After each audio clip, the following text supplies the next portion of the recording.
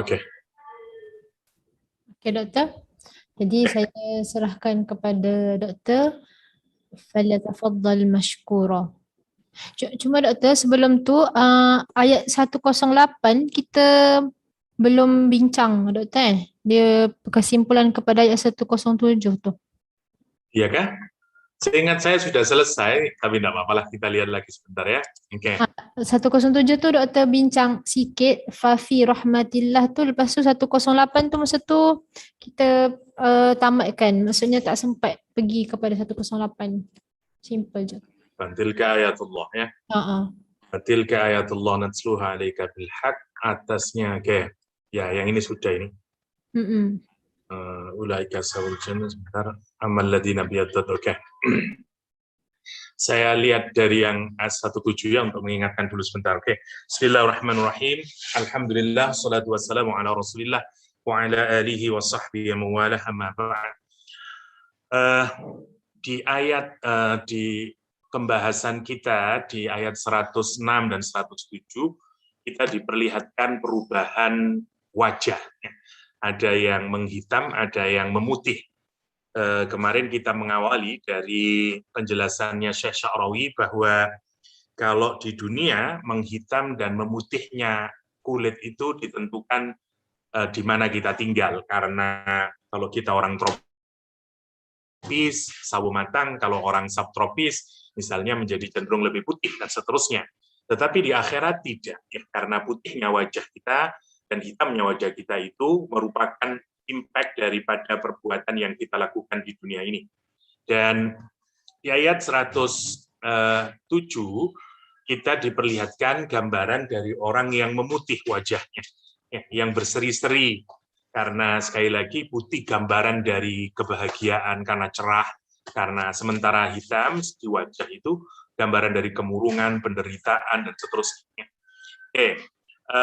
Syarawi kemarin menguatkan pada kalimat fi rahmatillah, karena Syarawi kemudian membedakan dengan dua model di dalam Al-Quran. Berangkat dari ayat Al-Quran yang pertama, ulaika ashabul jannah hum fiha khalidun. Misalnya surat Al-A'raf, mereka adalah di surga, dia selama-lamanya di dalamnya. Atau yang satunya lagi Al-Quran mengatakan fa'ammal ladzina amanu billah wa antasamu fasayudkhiluhum fi rahmatin min. Jadi Quran tidak menggunakan kata jannah tapi menggunakan kata rahmat. Nah, kebanyakan mufassir mengartikan bahwa antara jannah dan rahmah tidak ada perbedaan. Sehingga apa yang dimaksud dengan fi rahmatin ai fi jannatin. Ya, jadi ashabul jannah, ashabul rahmah. Ya, dengan banyak pendapat kemarin ya, misalnya salah satu pendapatnya kenapa rahmah itu disebut dengan kenapa jannah itu disebut dengan rahmah, karena memang orang masuk surga itu karena rahmatnya Allah. Karena itu surga juga disebut dengan rahmah, manifestasi rahmatnya Allah itu ya memang surga kalau kita renungkan. Apalagi ada hadis yang menyatakan kasih sayang Allah itu adalah 100 katakanlah ya, yang satu diletakkan di dunia dan yang 99 di surga Allah. Jadi gambaran dari rahmat Allah memang itu adalah surga. Jadi tidak salah juga para mufassirin yang menyatakan sebenarnya tidak ada perbedaan. Orang itu mau Quran menyebut jannah atau menyebut rahmah, itu semuanya sama. Tapi Syekh Mutawalli Sya'rawi dalam tafsirnya membedakan. Itu yang kemarin kenapa saya menggunakan beliau, karena kata beliau justru ketika Al-Quran menyebut surga sebagai imbalan dari orang yang beramal soleh, dengan menggunakan rahmah itu berbeda derajat, kira-kira gitu, berbeda level. Dua-duanya keren, kata beliau. Perbedaannya adalah ada orang yang menyembah Allah dan dia menginginkan kenikmatan surga. Maka Allah ngasih dia surga sebagai balasan dari ibadah dan amal solehnya. Sementara ada orang lain yang menyembah Allah karena dia menyadari memang Allah yang berhak untuk diibadahi. Dan tidak berlalu surga itu, tidak muncul keinginan surga itu dalam hatinya. Itu katanya Syekh Sya'rawi. Udah, dan karena inilah yang kata Sya'rawi, karena dia menghendaki rahmat itu sendiri. Jadi dia bukan surga lagi yang dia inginkan. Yang dia inginkan adalah bagaimana dia bisa bertemu dengan Allah. Ya, jadi fokusnya ke Allah, bukan fokusnya ke surganya. Nah, apa perbedaan, kata Samsul Chauri menanyakan sendiri. Amal farqu bainal jannah war rahmah. Apa bedanya surga dengan rahmah? Kata dia, innal jannah, sesungguhnya surga itu makhluknya Allah. Karena dia diciptakan. Maka bakoknya surga itu, maksudnya selama-lamanya surga itu everlastingnya surga itu ya tergantung dari bakoknya Allah Subhanahu wa taala. Akan dia jadi tetap rahmah itu sudah jauh lebih, karena rahmah itu sifat yang melekat gitu. Kayak gimana ya? Kayak kata sifat dengan ciptaan kan gitu. Karena sifat Allah itu adalah Rahman Rahim dan itu melekat. Sifat itu melekat. Seperti kayak saya gemuk, ya semoga gemuk tidak melekat lah. Tapi misalnya pol itu kan sudah melekat pada diri. Ya, misalnya kulit yang apa kata orang Indonesia sawo matang, ya, atau apalah, itu sudah melekat karena sifat itu melekat. Ya. Nah, sementara makhluk itu tidak melekat. Ya, kalau saya tidak ciptain, tidak ada dia. Gitu. Karena itu Samsul Chauri menyatakan kalau Al-Quran menggunakan fi rahmah itu tanda lebih tinggi dibanding dengan menggunakan surga. Itu kemarin yang kita diskusikan. Ya. Oke. Hanya untuk menguatkan. Dan setelah itu semuanya, kata Allah SWT, tilka ayatullah natsluha alaika bilhaq. Itu adalah ayat-ayat Allah yang kami bacakan, ya, untuk yang kami narasikan, ya, melalui malaikat Jibril, dan kemudian ke Nabi Muhammad, dan kemudian Nabi Muhammad membacakannya, karena itu menggunakan natsluha alaika, ya, kepadamu bilhaq, dengan benar, dengan dengan tujuan yang benar, ya. Wallahu yuridu dzulman lil alamin, dan tiada Allah menghendaki kezaliman.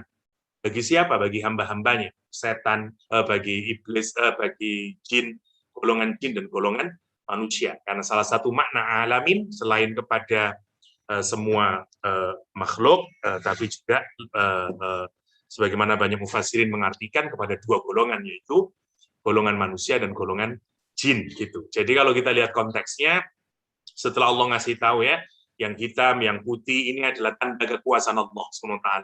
Dan itu bukan kezaliman Allah. Kalau nanti ada orang yang masuk neraka, ada orang yang masuk surga, itu dari awal sudah dijelaskan bahwa itu adalah konsekuensi dari amal yang kalian lakukan. Ya, tidak ada kezaliman di sana, ada konsekuensi. Ya. Justru bahkan kita masih melihat bukan hanya keadilan Allah di sana, tapi kasih sayang Allah.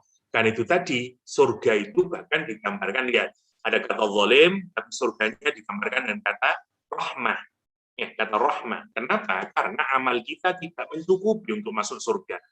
Karena itu kita masuk surga bi rahmatihi wa maghfiratih.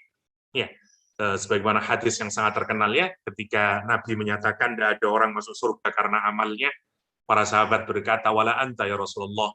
Apakah termasuk engkau ya Rasulullah? Wala ana, kata Rasulullah. Meskipun saya tidak masuk surga karena amalnya, karena amalku. Kata Rasulullah, kecuali saya masuk surga itu kecuali saya karena dikasih apa? Maghfirah dan rahmatnya Allah SWT. Nah, pertanyaannya, untuk dapat maghfirah dan rahmat itu harus beramal. Gitu. Bagaimana kita mau diampuni? Sama lah kayak ginilah gampangannya. Bagaimana kita mau mendapatkan cintanya seseorang?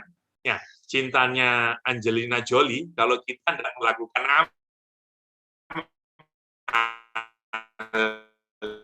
gitu, ngasih coklat, sending selawat atau apapun, ya tidak bisa, terlalu mahal. Sama dengan begitu, itu namanya maghfirah sama rahmah. Oke, kita lanjutkan bagaimana penafsiran di kalangan para mufassirin. Imam Qurtubi menyatakan qaulu ta'ala tilka ayatullah, ini apa namanya, gramatikal ya, kita skip saja, ini tidak khabar, yakni Al-Quran.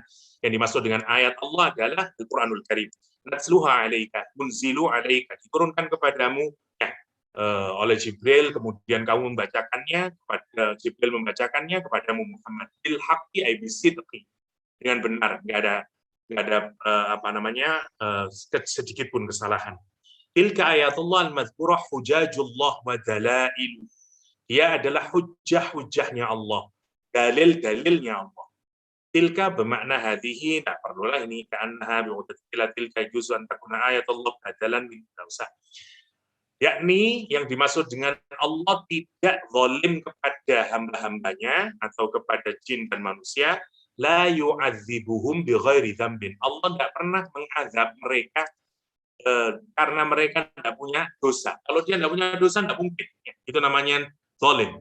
Di dunia ini banyak orang masuk penjara padahal dia tidak bersalah. Allah tidak. Wa mallahu yuridu dzulman lil alamin. Yurid saja tidak. Punya kehendak saja enggak, apalagi berbuat. Ya, punya iradah saja tidak. Ya. Kenapa? Memang Allah tidak butuh. Dengan amal soleh Allah tidak butuh. Karena itu lihat, kalau kita butuh kalau Allah butuh dengan amalnya manusia, ya, kita kan sampai di ayat ini jadi punya pemikiran mungkin begini ya. Oh ya, ada orang yang dimasukkan neraka, menghitam wajahnya. Ada orang yang dimasukkan surga, memutih wajahnya, berseri-seri semuanya. Seakan-akan berarti Allah itu butuh dengan amal kita. Karena yang baik, wah kemudian dikasih balasan yang baik. Yang buruk dikasih balasan yang buruk. Kesan yang muncul kemudian, ya, kesal yang muncul setelah itu Allah menyatakan, inilah peringatan dariku. Ya, inilah hujah dariku. Meskipun aku tidak zalim kepada kalian. Maka kesan kita adalah Allah butuh dengan perbuatan kita. Nah, di ayat ini menyatakan, enggak, aku sama sekali tidak butuh. Kenapa? Walillahi ma fis samawati wal ardh. Semuanya milik saya kok. Ngapain saya butuh? Walillahi, dan hanya miliknya Allah SWT. Apa itu? Ma, anything. Anything. Ma, apa saja yang ada di langit dan apa saja yang ada di bumi. Dan itu Allah tidak butuh. Dan semuanya nanti juga dikembalikan kepadanya, dikembalikan semua urusan, itu poinnya. Sehingga memang tidak relevan kita bicara bahwa amal itu yang bahwa kita ini amal soleh karena Allah membutuhkan, tidak ada sama sekali. Ya, tidak ada sama sekali. Itu poinnya untuk menunjukkan keagungan Allah SWT. Karena itu qala al-Mahdawi walillahi ma fis samawati wal ardh wajhu ittisali hadha ma qabla annahu lamma dhakara ahwal al-mu'minin kafirin la yuridu dzulman lil alamin wa salahu bi dzikri isa'i qudrati.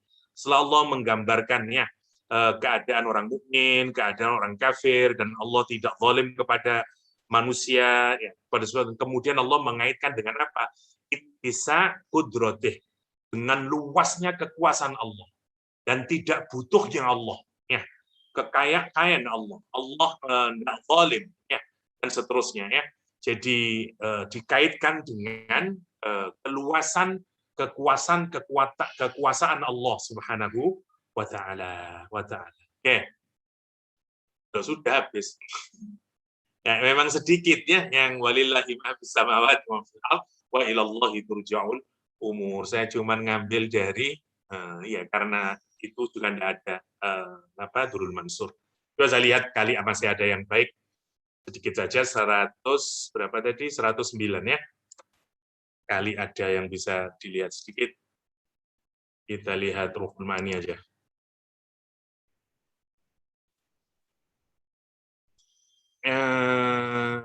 Ailahu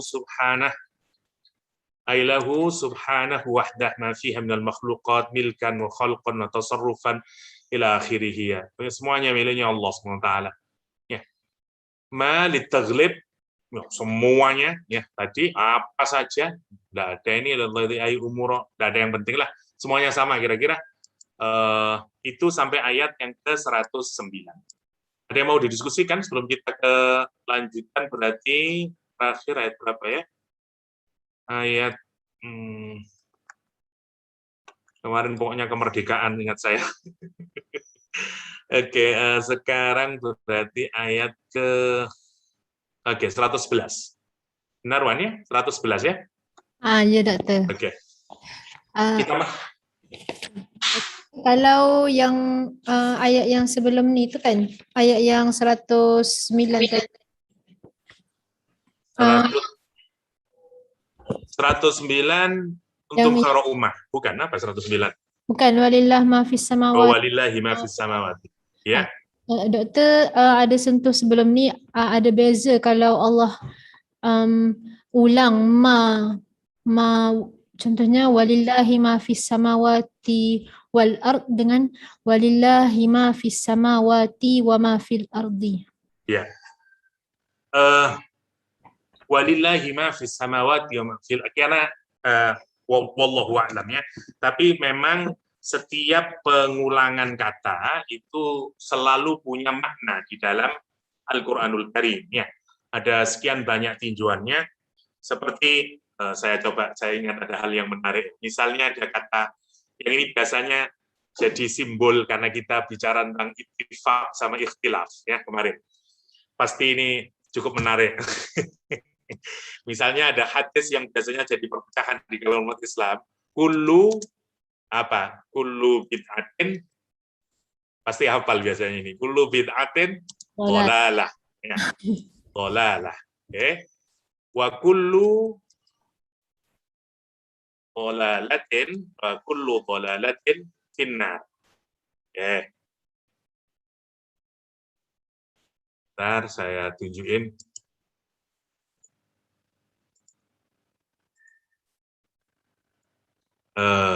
Surat apa ya itu ya? Surat Al-Kahfi ingat saya.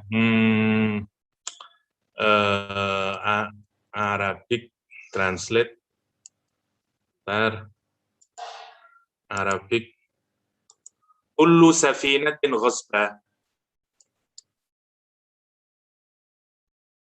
Al-Kahfi 79. Oke.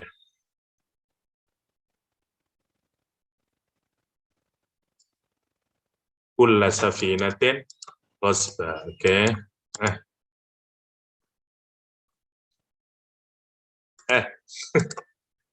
Allah. Oke, saya kasih contoh.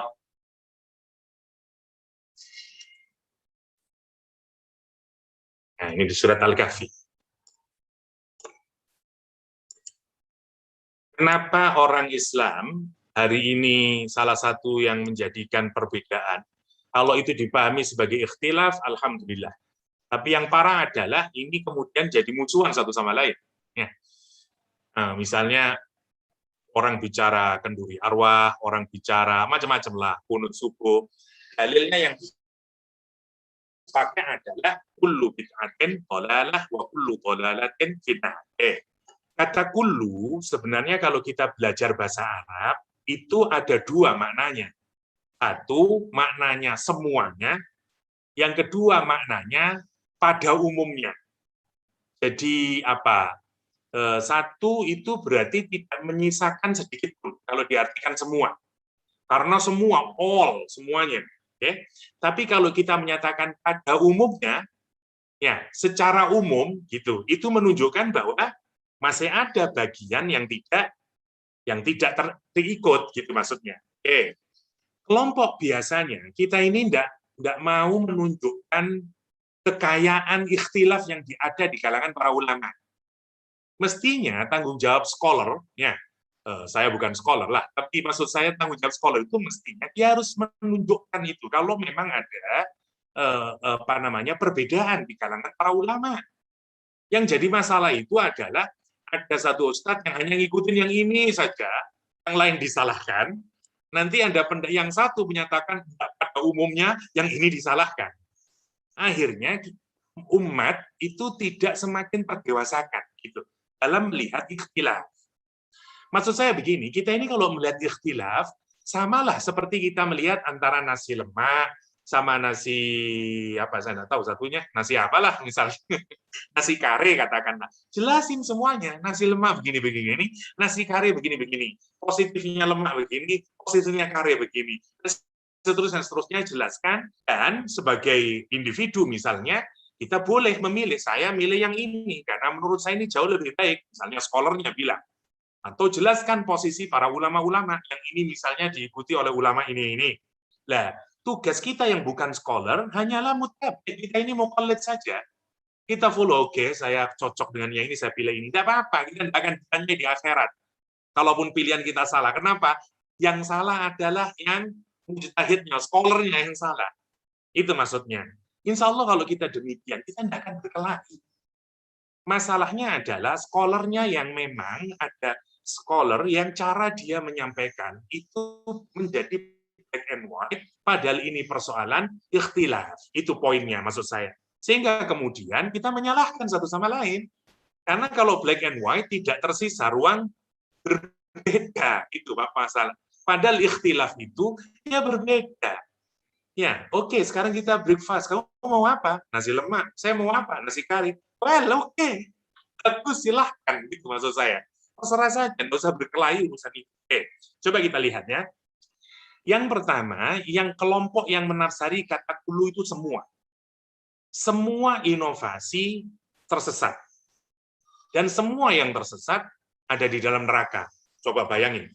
Oh, ini dahsyat sekali ini makna yang pertama ini. Makna yang pertama. Kelompok yang kedua, cara menafsirinya begitu. Nah, sekarang mereka lagi-lagi, apalagi bid'ahnya sudah didefinisikan sendiri. Pokoknya tidak ada di zaman Nabi. Ya, jadi contoh ya, ada banyak hal yang kita pikirkan. Satu, dimaknai semuanya. Oke, tidak salah, benar sih itu. Yang nomor dua, bid'ahnya itu dia reduksi hanya sekedar pokoknya nggak ada zaman Nabi. Nggak ada zaman Nabi. Oke. Sekarang kita lihat, kalau kita detail dan memberikan semuanya, umat akan tercerahkan. Sekarang menjadi pertanyaan, dan kita dibawa ke logika yang nampaknya benar, tetapi sebenarnya karena kita tidak punya kecukupan ilmu untuk membantah, ya kita nggak tahu bagaimana saya membantahnya. Gitu. Misalnya, Nabi saja tidak berbuat baik, Nabi saja tidak melakukan. Kenapa kamu melakukan? Maka yang tidak ada di zaman Nabi, ya sudahlah, tidak usah dilakukan. Kalau memang itu kebaikan, maka sahabat pasti yang lebih mengamalkan pertama kali. Coba, ini kan logika yang, oh iya juga ya, that's true. Nah, itu orang awam sering termakan. Dan akibatnya, pendekatan black and white itu makin kokoh. Saya ingin tunjukkan.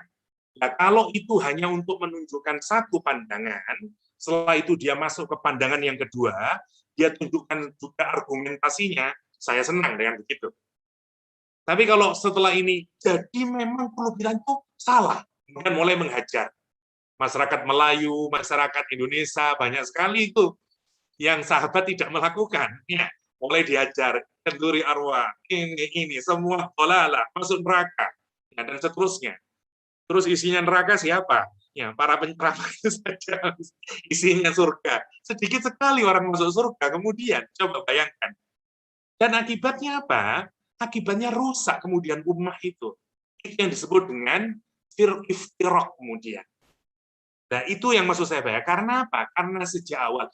Ini maksud saya bukan salah orang awam juga, salah scholarnya juga. Karena dia tidak apa maksud saya ya, tidak jujur dalam menyampaikan ilmu. Karena sudah dikelompokkan tadi, saya masuk kelompok ini. Kelompok ini itu cara memahaminya begini. Sehingga saya tidak mau menunjukkan kelompok yang lain yang punya pemikiran yang lain. Kita tidak adil dalam memberikan. Itu maksud saya. Kritik saya kepada siapapun sajalah. Karena itu penting. Apalagi kita ini thalibul ilm. Mestinya kita terbuka. Mestinya kita melihat. Ya, dan seterusnya. Dan tunjukin perbedaan kalau ada terjadi di kalangan para ulama gitu. Itu tugas kita. Oke. Nah, ini cara Iya, saya. Oke, enggak ada. Itu makna yang pertama ya. Sekarang kita lihat. Ini makna yang kedua sekarang. Sekarang kita lihat masuk yang kedua. Cara dia memahami berbeda. Nah, ini misalnya saya kasih contoh. Yang A, misalnya, dia maknanya pada umumnya. Pada umumnya. Yang B, nanti kita lihat. Sahabat berinovasi. Oke. Nah, kenapa? Untuk membantah yang ini. Oke. Kita lihat dulu. Apakah memang ada dalil bahwa kata kulu itu maknanya tidak semuanya? Banyak. Dalam Quran, dalam hadis itu banyak. Saya kasih contoh. Ammas safinah, adapun perahu, fakanat limasakin. Perahu yang ditumpangi oleh Nabi Khidir, masih ingat, dan Musa, ini perahunya milik orang miskin yang bekerja di laut. Dan ini nanti di sana ada raja, nah, nanti dia takut dilubangi oleh Nabi Khidir, ya, perahu itu. Kenapa? Karena di balik sana ada raja, ya'khudhu kulla safinatin khusbah. Dia akan mengambil semua perahu. Ya, kalimat yang dipakai, dia akan mengambil semua perahu, ghasbah. Ya, secara zalim tentu saja, bukan miliknya diambil. Ya, karena itu Nabi Khidir melobangi perahunya, karena nampaknya nanti jadi seperti perahu yang tidak baik, sehingga tidak diambil. Tetapi kalimat yang dipakai oleh Al-Quran, raja itu mengambil semua perahu. Padahal, apakah raja itu mengambil semua perahu? Tidak, raja hanya mengambil perahu yang baik. Yang tidak baik tidak diambil oleh si raja. Tapi Quran mengambil kulla safina. Kenapa? Karena sangat banyaknya perahu yang mereka rampok. Ya, karena sangat banyaknya perahu yang dia ambil. Nah, kalau ukurannya banyak dibanding yang tidak diambil, maka digunakanlah kata kulla. Tapi kulla tidak bermaksud semuanya. Kulla pada umumnya. Itu maksudnya. Jadi, memang kata kulla bisa mana dua. Contoh, siapa yang ngomong begini nih? Imam Nawawi, muridnya Imam Syafi'i, misalnya. Jadi bukan scholar-scholar sekarang yang hanya lulusan adalah ya, meskipun PhD orang sekarang dibanding Imam Nawawi, jauh lah, itu maksudnya. Tidak ada apa-apanya, itu maksud saya. Jadi memang ada, lah sayangnya kita tidak jujur, itu maksud saya. Jadi kita tidak menunjukkan bahwa ada makna kedua, toh misalnya. Sama-sama kata kullu. Sama-sama kata kullu. Oke. Yang ketiga, cara yang di sini, misalnya ya Ustadz, oke, kalau ini dimaknai tidak semua, oke, kalau ini tidak dimaknai tidak semua, maksudnya pada umumnya, terus kata kullu yang kedua, maknanya cocok dong. Misalnya ya, kullu bid'atin dolalah, pada umumnya, bid'ah itu sesat. Dan pada umumnya, kesesatan itu di neraka. Kan salah, karena semua yang sesat mesti neraka. Kalau yang kedua ini tidak bisa diterjemahkan pada umumnya, tapi terjemahkan harus semuanya untuk yang kedua. Oke? Kalau yang pertama, terbuka kemungkinan untuk memilih makna salah satunya. Semua boleh, pada umumnya masih boleh. Tapi untuk wakullu, yang kedua, ini tidak bisa, maknanya hanya semua. Karena itu, untuk kelompok yang pertama nggak bisa. Kullu di sini tetap maknanya semua, misalnya. Karena argumentasinya, kullu yang kedua maknanya harus semua. Ya, nggak bisa milih makna lagi, maknanya harus semua. Ini kan kokoh sebenarnya, sangat kuat pendapat yang pertama ini. Ya, tetapi sayangnya, kalau kita tidak menyebutkan pendapat yang kedua, kita tidak adil secara keilmuan. Itu maksud saya. Padahal pendapat yang kedua, oh enggak, dia punya jawaban juga. Jangan dikira ulama tidak punya jawaban. Itu maksud saya itu. Sayangnya kan kalau kita hadir di majelis taklim yang ustadznya ini, kita tidak pernah dikasih tahu yang di sini. Itu poinnya. Sehingga kita merasa keluar dari majelis taklim, memang semua dolalah. Dan mulai, namanya orang awam ketemu orang awam, udah berkelahi satu sama lain. Kamu jangan mengamalkan, masuk neraka kamu. Padahal bapaknya itu yang mengamalkan, anaknya baru belajar ngaji di masjid misalnya, sudah dia kena brainwash, sudah mulai. Dia menolak orang kampung, dia menolak sekitarnya, dan seterusnya, dan seterusnya. Itu maksud saya. Dan ini yang menurut saya siapa yang harus belajar? Semua yang harus belajar, scholarnya, dan seterusnya. Apalagi ini persoalan tadi itu ya, yad'una ilal khair, ya'muruna bil ma'ruf, yanhauna 'anil munkar. Kenapa sih kalau ya'muruna bil ma'ruf, yanhauna 'anil munkar harus yang kemarin kita ceritakan, dia harus ummah yang belajar agar begitu. Karena kalau orang semuanya sudah bicara dengan begini, rusak ummah. Yang terjadi nanti ikhtilaf melahirkan iftiraq dan rusak. Oke, saya tunjukin ya perbedaannya cara berpikir. Oke. Yang di sini misalnya, oke, bagaimana cara menjawabnya? Misalnya yang di sini semuanya, yang di sini pada umumnya. Misalnya di sini, ini pokoknya kan tidak ada di zaman Nabi. Kalau Nabi tidak melakukan, ya kalau memang baik, sahabat kan pasti melakukan yang pertama. Kita lihat dulu. Apakah memang sahabat tidak melakukan, tidak pernah melakukan sesuatu yang Nabi tidak melakukan? Tidak. Sahabat juga melakukan. Saya kasih contoh. Bilal bin Rabah. Nabi tidak pernah melakukan secara rutin sholat setelah wudhu, tidak pernah. Siapa yang melakukan? Bilal bin Rabah.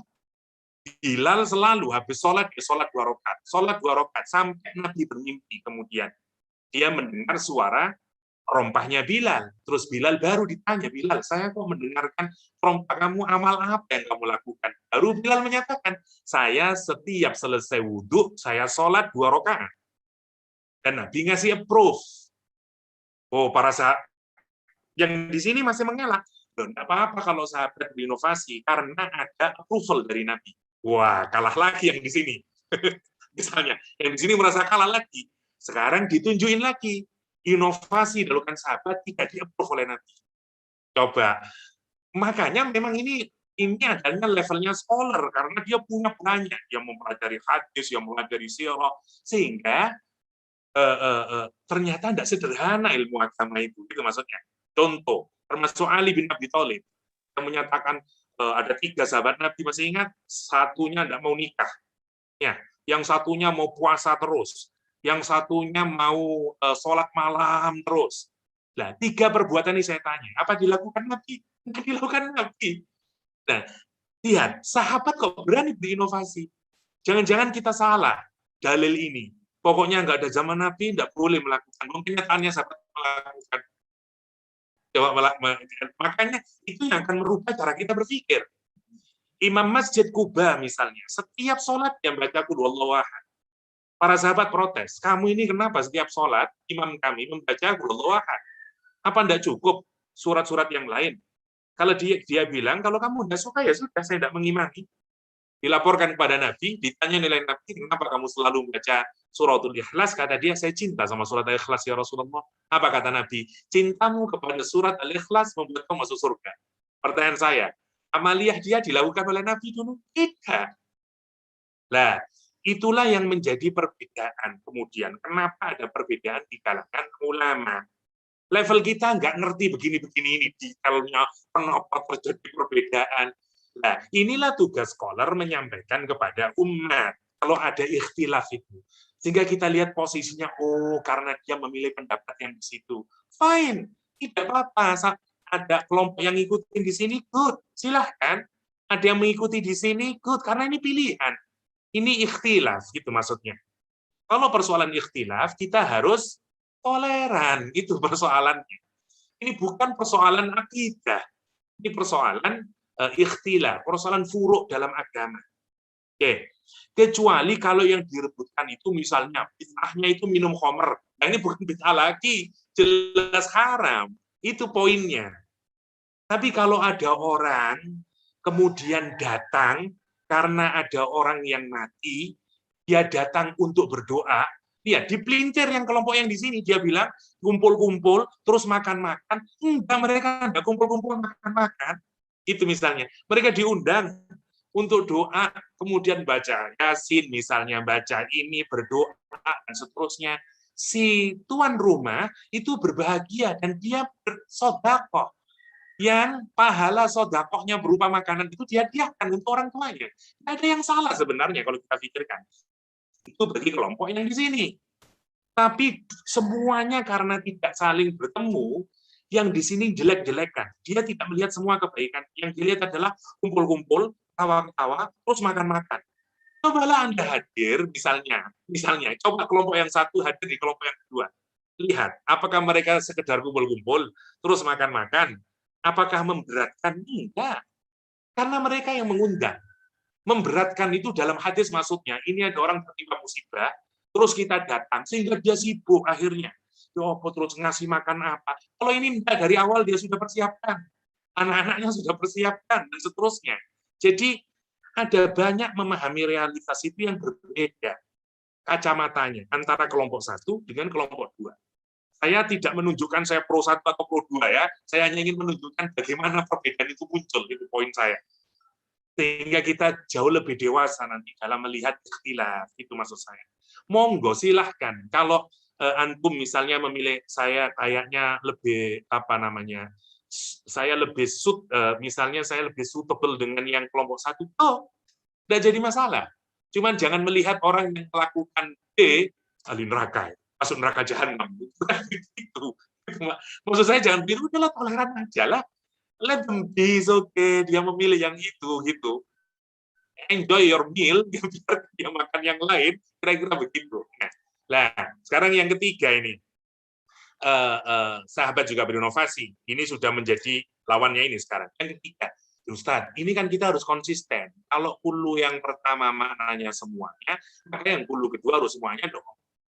Nah, kalau kita belajar balaghah, nah ini sekarang, kalau kita belajar balaghah, dalam sastra Arab itu memang itu salah satu seni bahasa. Dia menggunakan dua kata yang sama, tapi maknanya bisa berbeda. Dan itu keindahan bahasa di dalam bahasa Arab. Quran banyak menggunakan begitu. Hadis banyak menggunakan begitu. Syair-syair Arab banyak menggunakan begitu. Maka bagi kelompok yang kedua, you saja yang tidak belajar balaghah. Jawabannya, itu salah satu keindahan dalam bahasa Arab. Kullu yang pertama maknanya pada umumnya, tapi kullu yang kedua maknanya semuanya. That's beauty of Arabic language. Itu diketawain sama kelompok yang di situ. Jadi lihat, sekarang saya tanya, mana yang lebih kuat? Dua-duanya kuat, maksud saya. Dua-duanya punya dalil. Ini saya hanya menunjukin satu ya, tentang satu dalil yang dipahami oleh para ulama, oleh scholar, gelimatnya minta ampun. Hanya pada hadis kullu bid'atin dhalalah, apalagi sekian banyak dalil. Pening kepala kita kalau mikirin. Nah, kita memang tidak ditugaskan untuk itu, karena memang kita bukan wilayahnya di situ. Lihatlah teman-teman Azhar, teman-teman Madinah, mereka yang memang fokus di situ, di usul fikih, itu tugas mereka. Tapi maksud saya, kalau sudah pulang, nanti jangan kemudian grouping itu menyebabkan kita kemudian, wah, saya di masjid ini warnanya begini. Kalau saya kemudian bukain semuanya, seperti Kak Ha bilang, kalau kita tidak punya satu pegangan yang utuh, nanti dikira pimpen, nanti dikira tidak punya itu, saya kehilangan jamaah saya, nanti saya, makanya kemudian pendapat kita ditentukan oleh masjidnya di mana, grupnya siapa, dan kemudian mikir pengikut, dan itulah kerusakan dari scholar. Sehingga kita tidak adil di dalam memberikan ilmu, itu poinnya. Sebelum nanti kita melihat mafil arti mafil sama, itu poin maksud saya itu begitu. Itu bagian yang menarik memang di dalam saya sebenarnya saya ini kenapa dulu saya senang fikih awalnya, tapi kemudian saya lari ke Quran karena saya tidak senangnya orang berkelahi terus kalau di fikih itu karena kurang mendalamnya pembahasannya. Apalagi sekarang gaya dai yang sekarang belakangan itu gayanya menjelaskan fikih, tapi caranya dengan gaya akidah, bukan gaya fikih, itu maksud saya. Jadi kekayaan intelektual dalam Islam, variasi di karangan para scholar Islam yang sangat kaya, Imam Syafi'i begini, Imam Hanafi begini, murid-muridnya bagaimana, itu tidak dibuka dan seterusnya. Memang akan susah kalau dibuka terlalu banyak, orang awam ya, akan hadir hari kedua besok kajian, akan ada yang semuanya sudah, karena terlalu banyak yang akan bicara balaghah, bicara ini, ya memang tidak mungkin diberikan semuanya, tentu saja. Tapi setidaknya jujurlah dalam memberikan. Kalau itu persoalan ikhtilaf, tunjukkanlah perbedaannya. Seperti kunut, oh begini, seperti ini. Sehingga orang itu, kita tidak menjadikan ikhtilaf menjadi iftiraq. Gitu. Ikhtilaf, go, tidak apa-apa. Iftiraq yang salah. Iftiraq yang salah. Jadi bicara ini. Dokter. Oke, itu. Ya. Nak mencelah boleh ke dokter? Oke. Jangan bilang pilihan lagi ya kan? Sebenarnya Kak Ha cuba untuk untuk connecting the dots daripada tadabbur-tadabbur kita sebelum ni, especially daripada Ali Imran ni. Kak Ha cuba semakin faham kenapa di dalam Al-Quran sendiri Allah menegaskan tentang satu hak manusia iaitu kebebasan memilih. Yeah. Yang mana Allah bukan sekadar berikan satu hak istimewa kepada manusia dari sudut kebebasan memilih tu, Ya, malah karena kalau kita tidak memilih, tidak genuine, Kak. iya, Fake semuanya kita. Dan ngapain Allah mau menerima sesuatu yang fake kalau kita pikirkannya? itulah. Malah Allah berikan pula manhaj yang komplit kan, Ya, macam mana untuk bertanggungjawab terhadap kebebasan memilih tu sendiri. ya, Kan, baik dari sudut tanggungjawab ilmu, baik dari sudut tanggungjawab iman, baik ya, dari tanggungjawab pilihan-pilihan, baik dari ya, sudut tanggungjawab menerima akibat atas pilihan kita. ya, Jadi, tapi Kak Kira lah, as a counselor, as a guru, as a parents kan, perkara ni tak di-educate dalam masyarakat kita. Kak Ha mula faham perkara ni bila belajar psikologi, bila belajar counselling, dan dulu macam rasa, kenapa orang-orang barat ni terlalu memperjuangkan freedom. ya, Tapi Kak Ha kira inilah asasnya. Kan? Kerana daripada kebebasan memilih inilah Allah berikan manhajnya tu macam mana seharusnya, apa kebebasan memilih kan, apa tujuan dia kan, dan bagaimana kita nak manfaatkan kebebasan memilih ni sehingga akhirnya kita sampai kepada tujuan tertinggi tadi ialah ketauhidan, kesatuan. Ya. Kan hasil daripada tanggungjawab terhadap tadilah ilmu, pilihan, akibat, iman tu sendiri. Ya.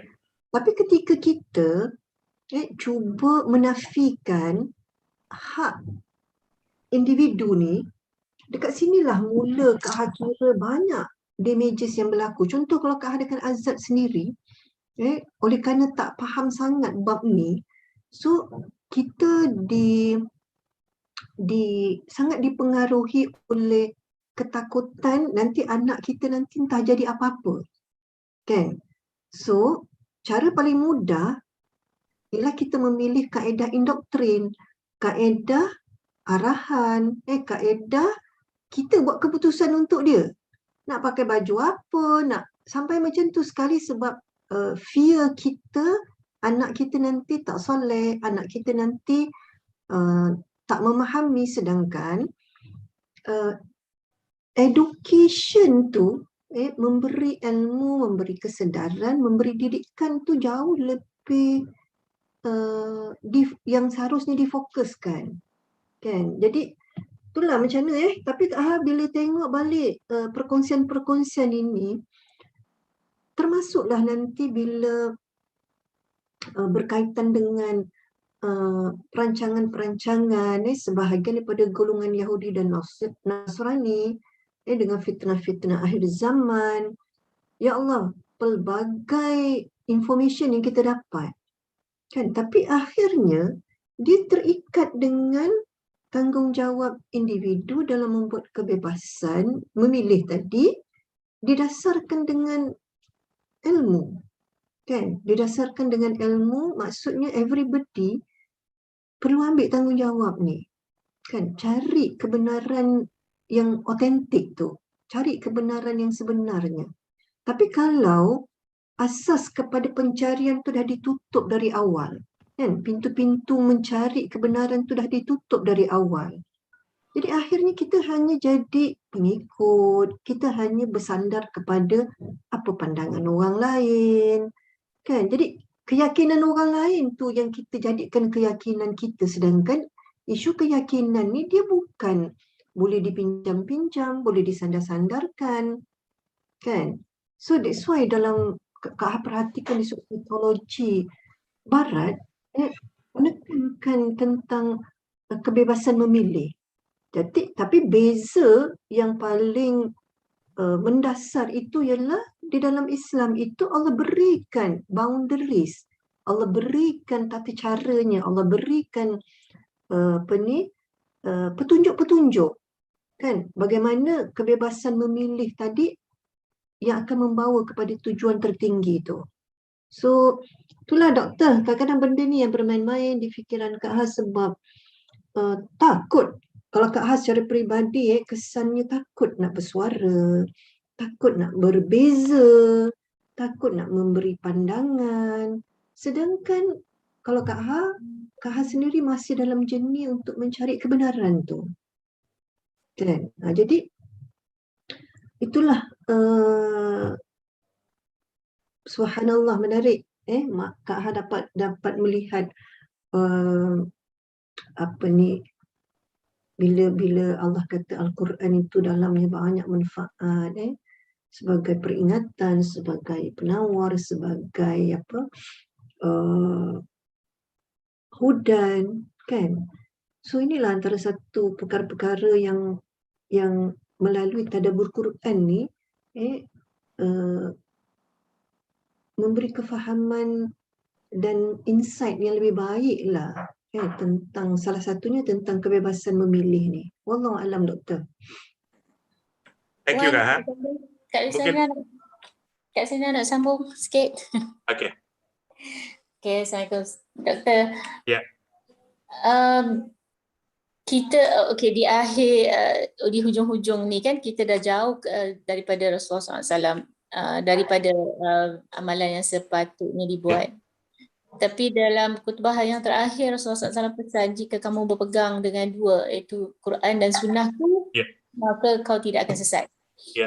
Jadi bagi orang awam macam kami ni, jadi dengan pelbagai pendapat daripada sekolah-sekolah yang memang belajar Quran dan memang belajar agama ni secara ni, saya rasa to be safe, kita ikut je lah yang memang diperintahkan dalam Quran, memang ada dalil yang sah dan memang ada dalam sunnah.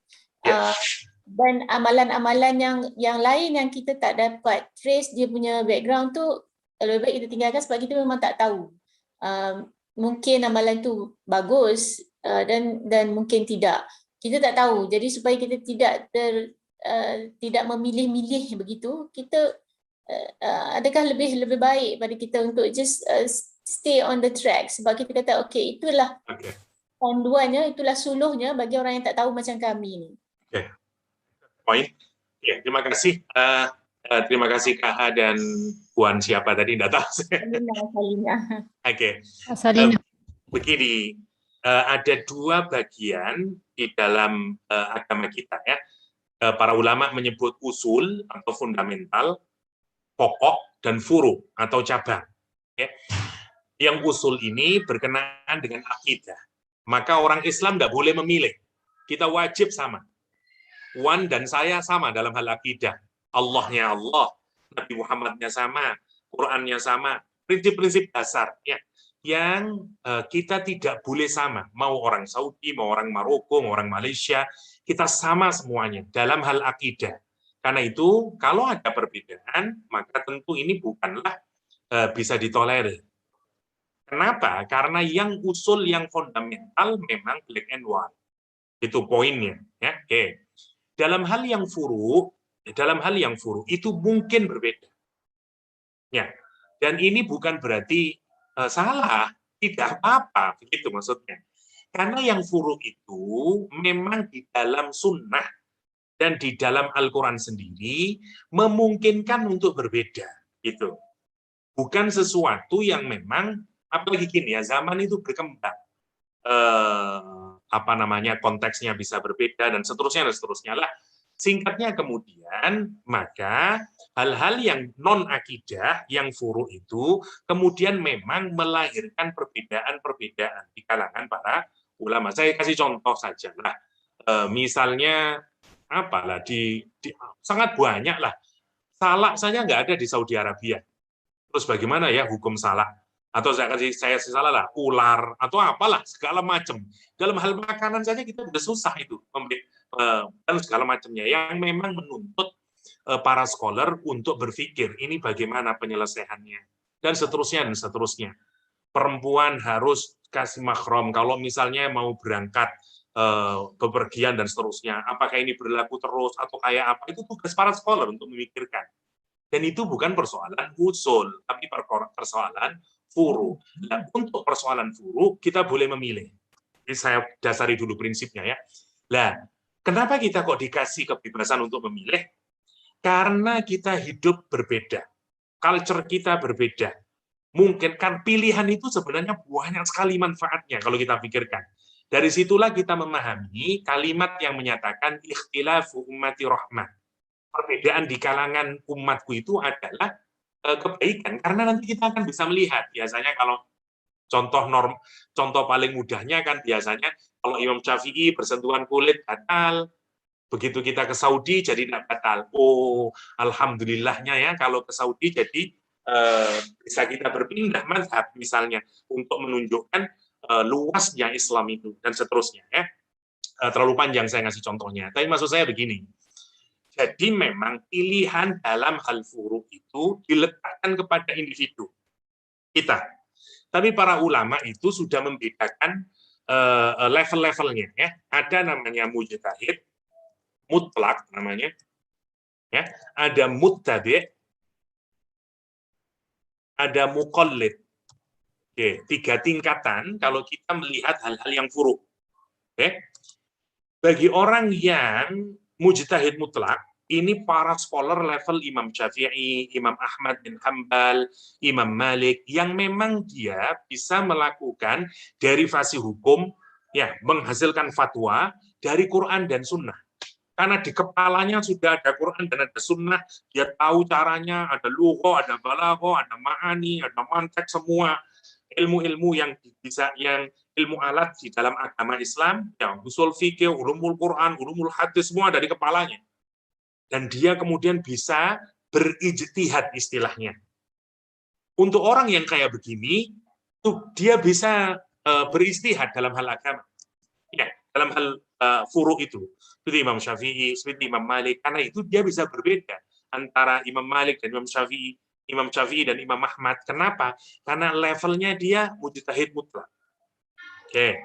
Yang kedua, level muttabi', pengikut, follower sekarang ya. Muttabi' itu orang yang mengikuti tapi berdasarkan dalil setelah dia verifikasi.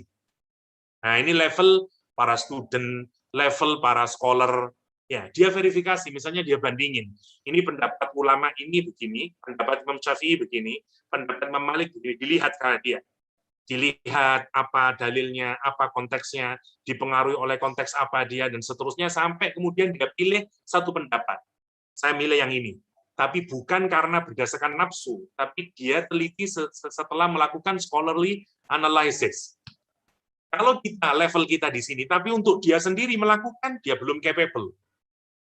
Mungkin 50% capable, tapi belum 100% capable untuk masuk di wilayah mujtahid mutlak. Oke, sehingga levelnya di muttabi'. Nah, kita ini kalau bisa, kalau yang akidah enggak boleh, kita harus sama semuanya. Ya, tapi dalam kaitannya dengan yang muttabi', sebisa mungkin sebenarnya kita itu harus naik jadi muttabi'. Tanya pelan-pelan, tanya kenapa ya ada perbedaan tentang bid'ah, kenapa ada perbedaan tentang kenduri arwah, kenapa ada perbedaan, misalnya saya kasih contohnya itu. Kita pelajari ya 2 pendapat yang berbeda, baru kita tentukan oh level kita di muttabi'. Oke. Level terakhir namanya muqallid. Ini blindly follow saja. Boleh dalam agama, tidak apa-apa. Ya, kenapa? Karena lagi-lagi tidak semua orang punya akses ke Quran, tidak semua orang punya akses ke hadis dalam pengertian memahami. Misalnya, kalau ada orang rezekinya itu harus jualan di pinggir jalan, ya, jualan ayam geprek katakanlah, atau jualan apalah. Dari jam 2 pagi dia harus ke pasar, ya, membeli bahan-bahannya, memasaknya, mulai jam 8 dia berdagang, sampai nanti jam 3 sore, pulang capek dia ke rumah tidur. Kapan dia bisa mempelajari Quran? Kapan dia bisa mempelajari hadis? Dia tidak punya free time seperti kita, dia punya waktu untuk bisa belajar dan seterusnya. Ada banyak orang Islam yang begitu. Yang dia tidak punya waktu, hanya cukup dia pergi ke masjid, maka dia tidak tahu tajwid itu apa, tidak tahu apa-apa. Level dia muqallid. Yang ngikutin saja, saya percaya sama ustadz ini, saya ngikutin ustadz itu. Boleh. Dan tidak apa-apa itu. Tidak apa-apa, karena dia percaya kepada ustadz tersebut yang dia yakini bahwa pendapat ustadz itu mengambil kepada Quran dan hadis. Dan saya follow dia. Ya, bukan orangnya ya, tapi pendapat yang waktu ustadz itu menjelaskan ada dasarnya, namanya muqallid. Maka tiga-tiganya ini dalam Islam valid. Valid. Tinggal tentu saja kita tidak ingin jadi muqallid terus lah. Untuk kasus-kasus tertentu mungkin muqallid kita karena kita tidak tahu apa-apa misalnya. Tapi kalau bisa beragamalah dengan muttabi'. Syukur-syukur kalau derajatnya sudah mujtahid, itu top lagi kalau sudah kayak demikian. Tapi sekali lagi ini menunjukkan apa? Menunjukkan bahwa ini profesional dalam agama itu sebenarnya kalau kita pikirkan.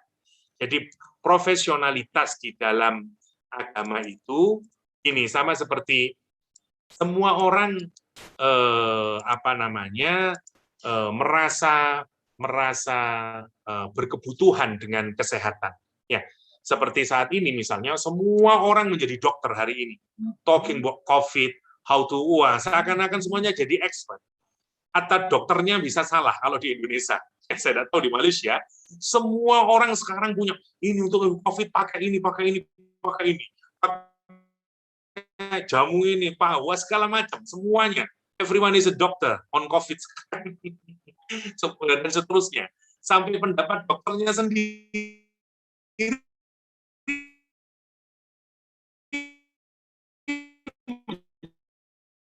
tidak profesional kita. Ya, ilmiah kita harus referring kepada true scholar ya, dan seterusnya. Sama. Kita harus refer kepada memang ulama yang memang expert di sana dan seterusnya dan seterusnya. Dan biasa kita juga begitu. Kita dalam semua nanti kan sama, dalam semua ilmu kan sama. You apa? Dia madhabnya ini, madhabnya ini. Ya, saya misalnya siapalah, misalnya Marcian, Weber,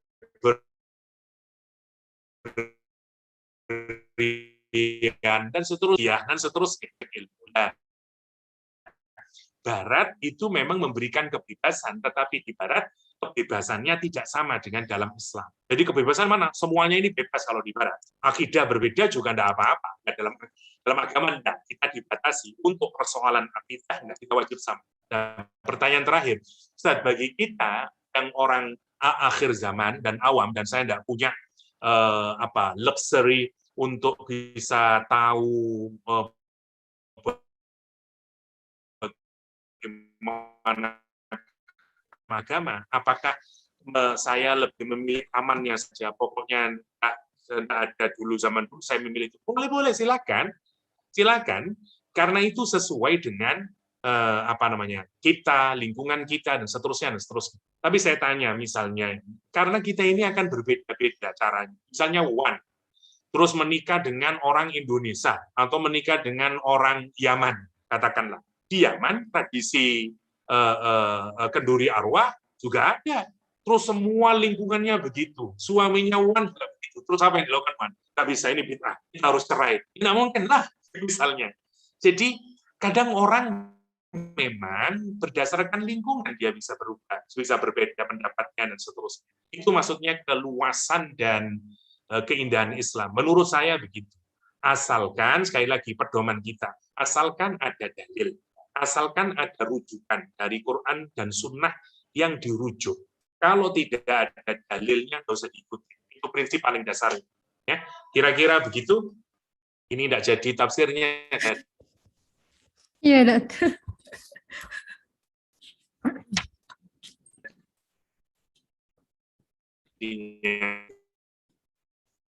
Sekarang, oke.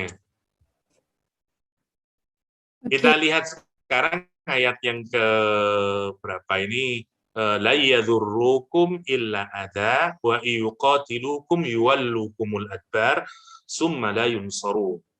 Di ayat yang ke-110 sebelumnya itu diakhiri dengan orang-orang ahlul kitab, ya. walau anna ahlul kitab lakana khairan lahum, kata Allah SWT di akhir ayat yang ke-100. Nah, ini bukan.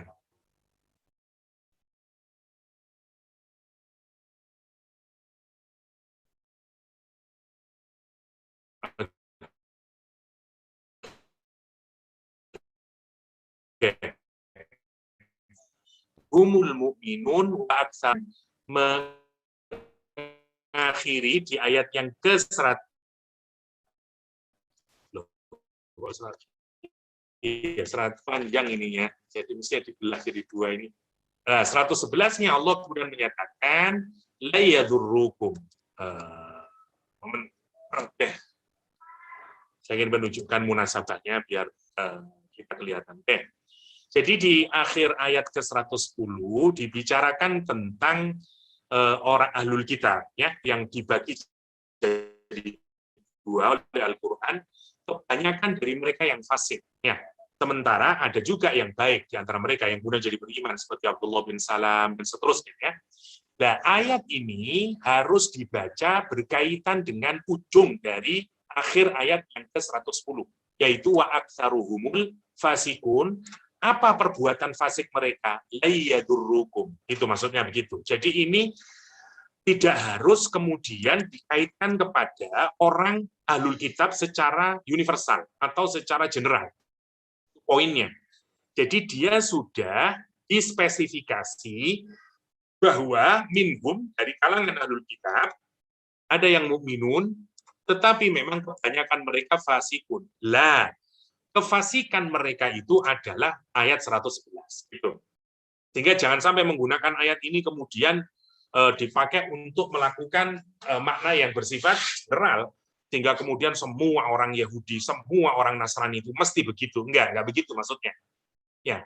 Nah, ini yang seperti tadi, ya, pada umumnya karena Al-Qur'an menggunakan wa aktsaruhumul fasiqun. Nah, apa yang mereka lakukan? Allah menyatakan la yadurrukum. Sekali-kali, lan, ya, sampai kapanpun saja mereka itu tidak akan dapat memberikan mudarat kepada kalian. Kata mudarat atau yadurrukum itu nanti dari situ muncul kata mudarat. Kata mudarat, ya, itu kata yadurrukum berasal dari kata darar. Para ulama ada yang membedakan antara durur, ya, antara durru sama dharra. Ya, antara durru sama dharra, tapi tidak di sini tempatnya.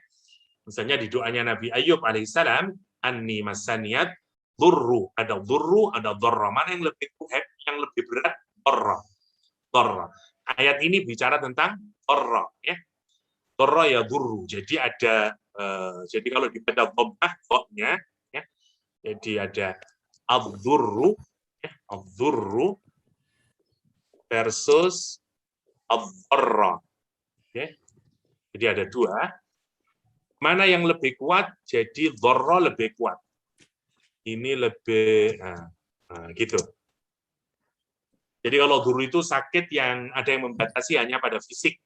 Tapi kalau dharra pada berbagai macam. Ya, kesusahan, kemelaratan, kesulitan yang mengenai seluruh aspek. Apa saja namanya dharra. Namanya dharra.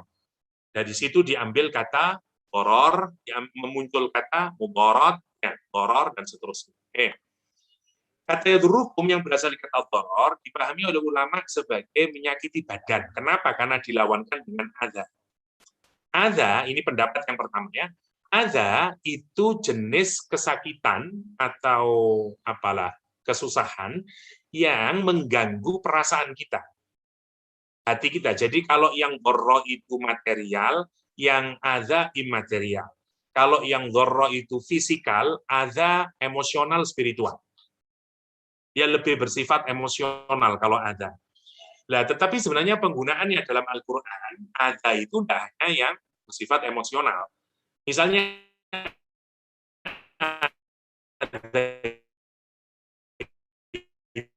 itu gambaran paling mudahnya adalah perempuan saat haid.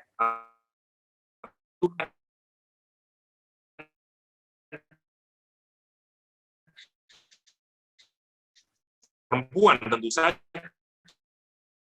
tapi ada banyak perempuan, misalnya emosinya naik turun, sering marah-marah tanpa jelas, karena itu dengan adza, disebut dengan adza. Kenapa? Misalnya apa namanya, yas'alunaka 'anil mahid, kata Al-Qur'an, qul huwa adza.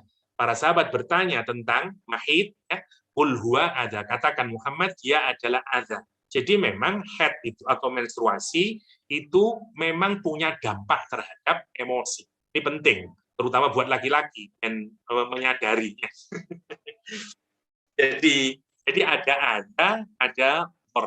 Nah, jadi cara memahami yang pertama,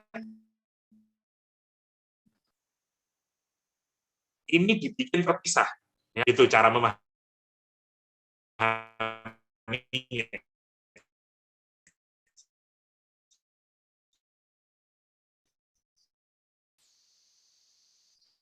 Dimulitan kepada kita, mengganggu perasaan kita. Oleh para ulama tafsir diartikan celaan,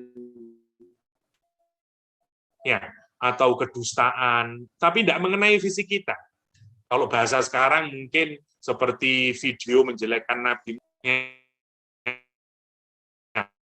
terus apa dulu ada macam-macam lah, karikatur Nabi Muhammad, dan seterusnya. Itu namanya adza. Ya. Jadi kata Allah SWT, karena melihat apa? Lihat Bani Quraidah, Bani Nadir, dan seterusnya, ya, mereka dengan kekuatan politiknya, kekuatan ekonominya, tentaranya, dan seterusnya, gampangannya kalau untuk kita bicara konteks sekarang. Sementara para sahabat masih di awal-awal masa pembentukan dan seterusnya di Madinah, apalagi mereka mengolok-olok, fasiknya sudah banyak. Rasulullah SAW, umat Islam saat itu, la yadurrukum, mereka tidak akan bisa ngasih mudarat, ngalahin kamu, ya. Kecuali yang bisa dilakukan hanyalah ganggu saja, memberikan kesulitan yang juga akan nyakitin perasaan. Ya. Jadi makanya kata salah satu ukuran bahwa kita ini orang beriman, kalau ada orang nanti di zaman akhir nyakitin orang Islam dan seterusnya, kita juga ada harus sakit, gitu ya. Nah, itu bagian dari adza,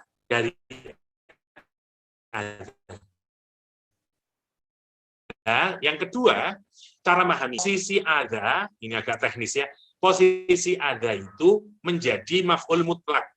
Masih ingat kalau saya darabtu Zaidan darban. Jadi saya memukul Zaid dengan pukulan. Wah, jadi dia kayak menjadi apa ya? Kayak adzab lah kira-kira dari kata yadhurru. Tapi menggunakan adza. Jadi adza dianggap bagian dari dzar. Nah, dianggap bagian dari situ cara maknanya. Jadi la yadhurrukum dharran, gitu maksudnya. La yadhurrukum, mereka tidak akan memberikan mudarat, maka adza terjemahannya menjadi berbeda. Adza itu diterjemahkan dengan darurat yang ringan, yang kecil saja. Kalaupun dia bisa melakukan, tapi tidak melakukan darurat yang besar, illa adza, kecuali darurat yang kecil saja. Itu yang pertama yang mereka akan lakukan. Yang kedua, wa ayyuqatilukum, kalau mereka memerangi kalian, yuwallukumul adbar, mereka akan lari ke belakang. Maksudnya apa? Mereka akan kalah karena mereka berbalik, lari ke belakang.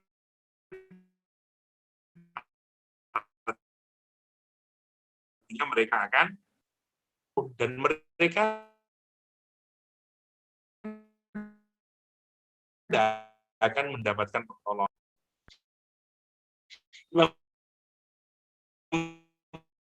Qurtubi misalnya mengartikan perubahan yang mereka lakukan terhadap kitab sucinya, ya, dan terhadap kitab Al-Quranul Karim, buhtanahum, ya, juga kebencian, ya, dari mereka, ya. Jadi apa namanya, itu yang dimaksud dengan adza. Yang tiga-tiga ya sebenarnya punya dampak kepada hati kita, pada hati kita. Oke. La annau takunu lahum walam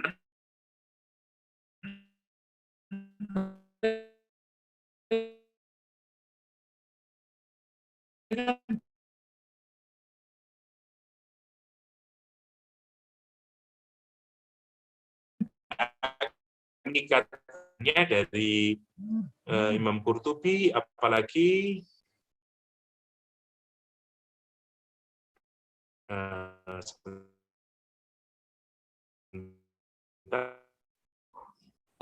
Suara doktor dengar ke?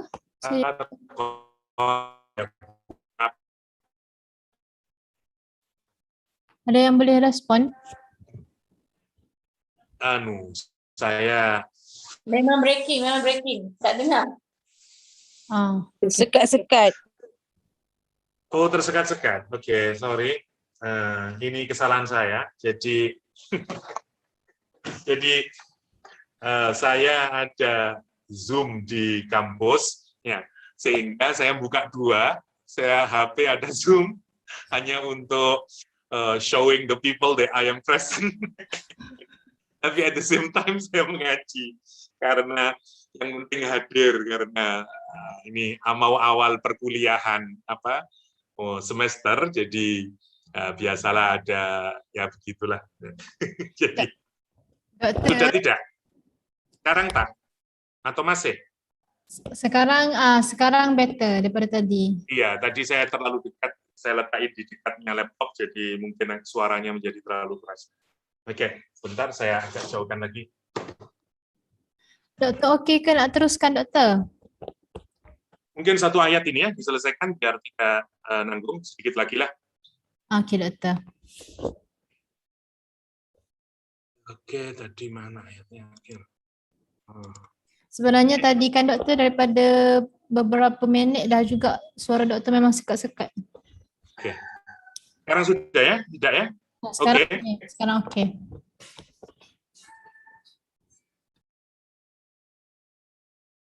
Itu karena saya letakkan persis di depan laptopnya, jadi saya bisa melihat, karena kan saya butuh face, jadi saya letakkan bersebelahan, mungkin suaranya menjadi masuk ya, sorry for that. Oke, kita lanjutkan. Background dari ayat ini adalah ru'asa Yahud, ya. Tadi bisa difahami untuk memahami kata yang pertama, la yadzurukum illa adza. Oke, Mas ya? Atau tidak terlalu paham karena tidak jelas? Tadi yang saya faham ada dua maksud je doktor kan. Oke, ya sudah oke berarti. Kita lanjutkan sedikit. Jadi background-nya adalah para pembesar orang Yahudi atau ru'asaul Yahud, Ka'ab, Adi, Nu'man, Abu Rafi, Abu Yasir, Kinanah, Surya, amadu ila mu'minihim. Mereka ini melihat teman-temannya, para ulama Yahudi juga yang masuk Islam, ya nggak suka gitu. Dia kemudian mendatangi siapa? Abdullah bin Salam, ini yang masuk Islam ya, wa ashabihi, dan teman-temannya. Fa'adzauhum li islamihim. Maka mereka mencaci maki atas keislamannya ulama-ulama dan orang-orang Yahudi yang masuk Islam. Dicaci maki. Ya, dengan kalimat, kalau di sini tidak dijelaskan, kalau dalam riwayat yang lain yang lebih detail, misalnya saya tunjukin riwayat tadi dari Imam Qurtubi, ini juga tidak ada, dari Syekh Sya'rawi, kita lihat.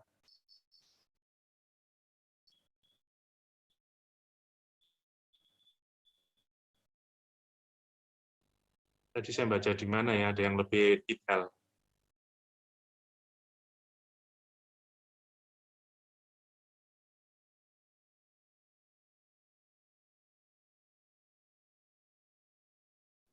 Dengar kan suara doktor kan? Sebab saya nak tahu boleh siapa-siapa respon. Tak dengar dah. Tak dengar langsung dah.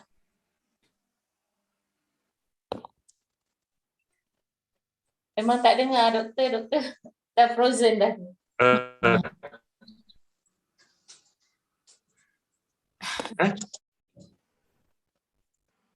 Tak dengar? Halo? Dengar. Sekarang Oke. baru dengar. Ya, jadi background-nya adalah pembesar Yahudi, ya, orang-orang Yahudi Yahudi mendatangi teman-temannya orang Yahudi yang masuk Islam dan dia mencaci maki keislamannya.